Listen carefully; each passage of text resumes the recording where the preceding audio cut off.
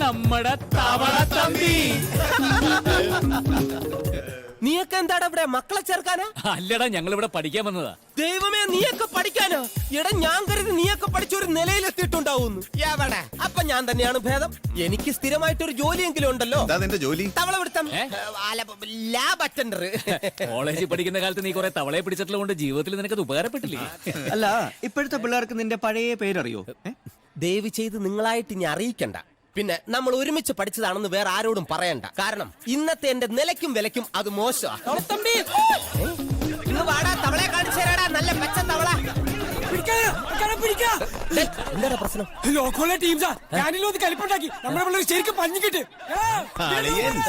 പിള്ളേര് നല്ല മൂർച്ചയുള്ള ടൈപ്പാ. മേല് മുറിയാൻ നോക്കണം.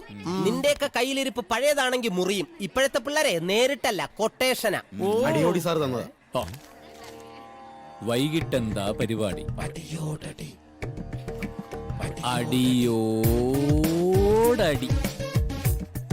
എടീ, ഞാനല്ല മഴയത്ത് നിൽക്കണേ. പിന്നെ അത് നീ പറഞ്ഞിട്ട് വേണ്ടേ? എനിക്കറിയില്ലേ മഴ എന്നെ ഞാൻ പനി വരുമെന്ന്. നീ അത്താഴം കഴിഞ്ഞ് കിടന്നുറങ്ങ. ഞാൻ മഴ മാറിട്ട് അങ്ങോട്ടെത്താം. ഭാര്യ എത്ര? ഭാര്യ എങ്ങനെയുണ്ട് എന്റെ ഐഡിയ? ഞാൻ പറഞ്ഞില്ലേ മഴ നനഞ്ഞോണ്ട് വെള്ളടിക്കാൻ. മഴ ഓക്കെ, ഒരു ഇടിയും കൂടെ ഉണ്ടായിരുന്നെങ്കിൽ എന്റെ